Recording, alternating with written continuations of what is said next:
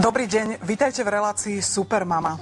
Hovorí sa, že ženské telo a ženská krása by mali tvoriť nerozlučnú dvojicu. Ale čo si budeme nahovárať, nie vždy je to tak.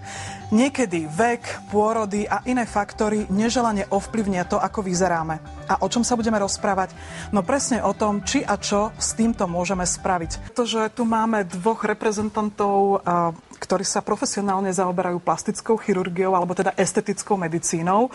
Silvia, ahoj, vítaj u nás. Ty si vlastne majiteľka kliniky, ktorá vykonáva takéto druhy zákrokov. Je to tak? Dobre hovorím? Áno, je to tak. Ale čo musím povedať, že ty si mamina 4 detí. No.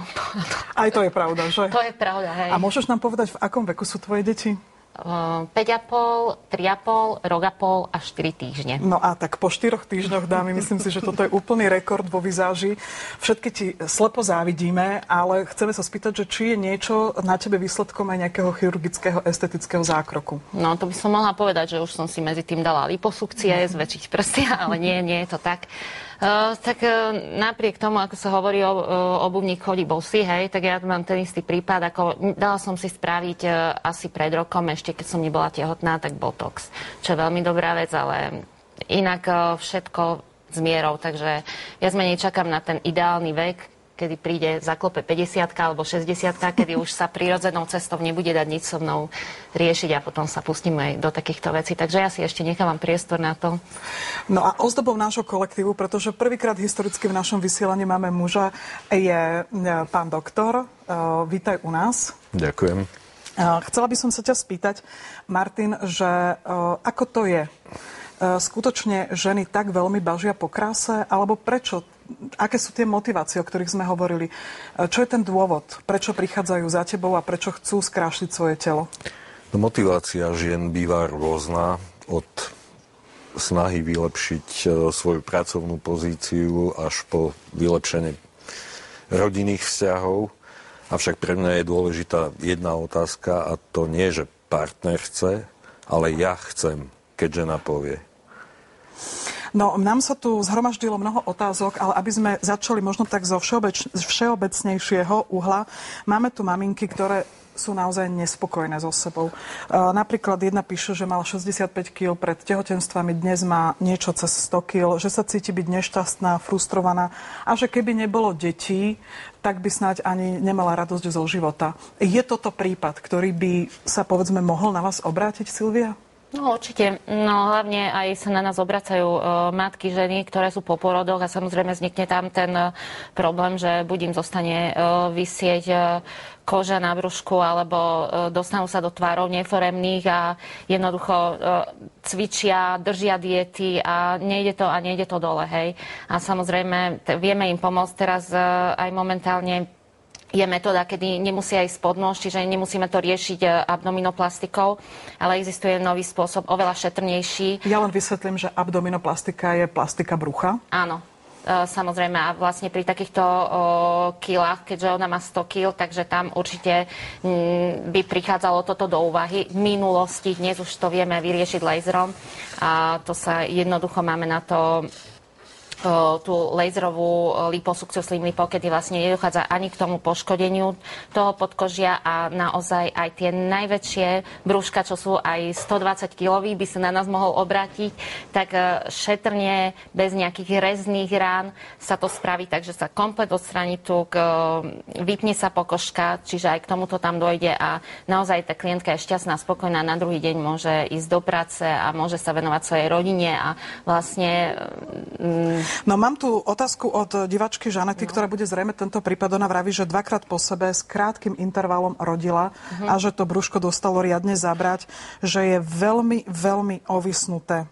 No tak toto je riešenie na to, lebo naozaj toto aj vypína pokožku, ale najlepšie potom osobne prísť buď k nám, alebo viac menej my to máme jediný momentálne, takže sa na to špecializujeme už vyše 2 rokov, takže aj tie výsledky máme veľmi dobré a treba sa prísť ukázať odborníkovi, lebo nikdy sa to nedá na telefón. Viete, každý povie nejakú otázku, ale aj maily k nám chodia, ale treba reálne toho človeka vidieť a posúdiť. Tomu rozumieme, ale my sa teraz snažíme nejakým spôsobom aspoň dať základné úvodné informácie. A zase sa musím vrátiť k tebe, Martin, pretože by som chcela vedieť, čo si ty o tom myslíš, že dnes sa tak volá po tej kráse. Je to v poriadku, že naša spoločnosť sa nastavila na nejaký ideál, ktorý sa vyžaduje? Samozrejme, tie postoje mamičiek sú rôzne. Niektoré vedia sa stotožniť s tým, ako vyzerajú a berú to proste tak, že nemôžeme byť všetci rovnakí a ideálni podľa nejakých štandardov krásy, ale sú mamičky a ženy, ktoré tým naozaj trpia. A preto by som teda chcela vedieť, ako sa na to pozeráš ty po tých rokoch praxe. No môj názor je taký, že pokiaľ tým žena trpí a lekár jej vie pomôcť, prečo nie? A ešte by sa nám prosím mohol povedať, aký máš postoj k prsiam vylepšeným plastickou chirurgiou? No ja som fanúšik tejto operácie. Áno. Nakoľko ten efekt býva zvyčajne úžasný a aj spokojnosť pacientiek je veľmi veľká. A predpokladám, že aj manželov. Tiež musím povedať, že mám kolegynku Renátku, ak nás sleduje, tak bude vedieť, že práve o nej hovorím, ktorá takisto si dala spraviť prsia a je šťastná, pretože tie prsia sú nádherné, sú plné a samozrejme v lete si môže dovoliť nosiť povedzme tričko bez podprsenky napríklad, ale to už sú také tie sekundárne dozvuky toho. Vítajte späť v Supermame. Dnes sa rozprávame o tom, akým spôsobom pomôcť telu, s ktorými my ženy nie sme spokojné a tá nespokojnosť je tak veľká, že sme rozhodnuté urobiť možno aj radikálnejšie riešenia. A poďme späť k tomu, o čom sme sa rozprávali. Mali sme tu zopár konkrétnych otázok, ktoré medzičasom prišli a najčastejšie sa pýtajú na rizika.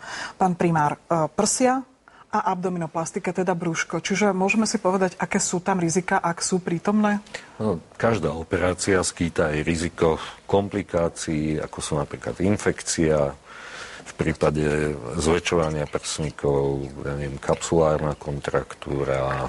Musíme to povedať zrozumiteľne. Čo to znamená? Kapsulárna kontraktúra je jazva, ktorá sa vytvorí okolo implantátu, ktorá nie je normálna, ale má tendenciu sa sťahovať a tým pádom deformovať implantát a je estetický výsledok operácie. Môže sa nejako poškodiť citlivosť prs? Citlivosť prs väčšinou zostáva nezmenená, ale sú prípady, kedy je aj zvýšená, aj znížená. No lebo sú ženy, pre ktoré sú prsia veľmi dôležitým faktorom pre spokojný napríklad sexuálny život, takže mali by zvážiť, že či náhodou by napríklad nemohlo nastať aj takýto prípad. Môže nastať takýto prípad, ale je veľmi vzácny. A pri tých abdominoplastikách, čiže plastikách brucha? Abdominoplastika, ako každá operácia, riziko infekcie, riziko, keďže je tam robené zošitie jednotlivých častí, ktoré zostanú vlastne po vyňatí nadbytočnej časti toho tkaniva, roztrhnutie, nejaký serum, hematóm. To je hádam aj všetko. A preto existuje nejaká alternatíva, o ktorej si mi rozprávala a ja som ňou bola úplne nadšená. Tak mi prosím ťa povedz pre ženy, ktoré sa skutočne vo veľkom pýtajú na brúška a sú s nimi nespokojné a takže sú veľmi nespokojné a boja sa abdominoplastiky. Aké máme alternatívne riešenie? No to laserovú liposukciu, synlipo, čo som spomínala, lebo tam nedochádza ani k tým hematómom, podliatinám. To sa robí v narkóze? To je v lokálnej anestéze. Prídeš normálne, my ti zoberieme krvičku, počkáš hodinu, keby si to chcela v jeden deň. Za hodinu ideš na stôl, ako sa povie ľudovo. Áno, a za ďalšiu hodinu zo stola. Ale nie, vážne, no. Tak proste realizuje sa zákrok, ktorý trvá 2-3 hodinky. Inak musím podotknúť, že nie len brúško sa dá s týmto zákrokom robiť, ale komplet celé telo. Čiže či chceš podbradok, paže, ja neviem, muži, stehna, lítka, kolena, zadok, muži si dávajú prsia robiť. No, tento zákrok je bezbolestný a za tie 2 hodiny, ako vstaneš, môžeš normálne sadnúť do auta a ideš domov. No, kontrolná otázka. Bezbolestný počas zákroku, ale po zákroku je tiež bezbolestný? Môžu tam byť minimálne bolesti v náznaku svalovice, ale zatiaľ, ako čo viem, tí klienti viac menej na druhý deň volajú, že aké to super, a chcú ďalší zákrok. Hej? Dobre, ďalšiu kapitolu by sme mohli možno nazvať zmenšovanie prs. A to sú ženy, ktoré sa sťažujú, že majú číslo EF, čiže 8, 9 prsia, ktoré sú veľké, abnormálne im to zaťažuje chrbticu, veľmi trpia a pýtajú sa, či existuje nejaká možnosť cez zdravotnú poisťovňu takýto zákrok vykonať. Teraz nevravím, že či vo vašom zariadení, ale všeobecne, či mi viete poskytnúť takúto informáciu, či sa to dá. V štátnych zariadeniach áno. Myslím, že hej. Ja neviem o tom, že by nejaká poisťovňa preplácala túto operáciu, áno, v štátnych zariadeniach. ale je to možné. Počkajte. No. Ale tam je to skôr o tom zdravotnom probléme v štátnych zariadeniach, hej, že jednoducho niekomu, takže tam do akej miery je to kvalitne esteticky zrealizované, to ja nemôžem zaručiť. Hej. A o tom sa budeme tiež rozprávať, ale máme na telefonickej linke Jennifer. Dobrý deň. Dobrý deň. Tak ja vás pozerám a ja som si dala urobiť prsia vlastne u pána doktora a dala som si 3. Veľmi som sa toho bála, ale ja som možno trošku, ja som žena, ale preoperovaná, takže mám pipika a môžem to všetkým ženám odporučiť vlastne, že naozaj ženy, nebojte sa, nič to nie je. Jennifer, je to pekné, že ste sa podelili o to, že treba vedieť prekonať nejakým spôsobom možno prípadné obavy, ktoré človek má. Ja vám veľmi pekne ďakujem za zavolanie. V každom prípade... A môžem sa ešte pána doktora, by som sa niečo spýtať? A že vlastne, čo by to obnášalo, keby som chcela odoperovať pipík vlastne? No, viete čo, Jennifer, takto sa dohodneme. Toto si budete musieť vydiskutovať s pánom doktorom bilaterálne, individuálne, pretože dnes sa prednostne venujeme ženám, ktoré porodili, teda mamičkám, a v dôsledku tohto došlo k nejakej zmene ich tela. Ale vráťme sa teraz naozaj k tomu zmenšovaniu prs. Ako často sa s tým stretávate? Tak viac menej je to taká ojedinelejšia záležitosť ako zväčšovanie prs, augmentácia, pretože skôr je väčšina žien, ktoré majú problém s tým, že po tom pôrode im, ako povedala aj slečna, že im zostane vlastne vysieť tá koža. A... Lentilky pod kobercom, tak to nazvala jedna naša diváčka, že pred porodom som mala krásne dvojky a po porode mám lentilky pod kobercom. Tak ja to zatiaľ riešim, keď sa tak priznám, pod prsenkami, hej. Že keď netreba trpieť, tak aj podprsenka pomôže. Áno. Môj muž je našťastie zhovievavý v tomto, hej. Dobre, no. Tak... Čiže odporúčaš, pokiaľ má nejaký problém vnútorný s tým, že či už povedzme z hľadiska zdravotného alebo estetického, treba sa prísť poradiť. Treba sa prísť poradiť, ako je to na konkrétnu konzultáciu, ale vrajím, je to menej týchto korekcií ako augmentácií. Ako zväčšení prs. Ale na telefonickej linke máme diváčku. Katka, dobrý deň. Dobrý deň. No, ste u nás v štúdiu a my vás pozorne počúvame. Takže ja som teraz teda v decembri som porodila 3. chlapca a tak, jak sa rozprávate v dnešnej téme o obysnutom bruchu, s týmto mám problém už od prvého pôrodu.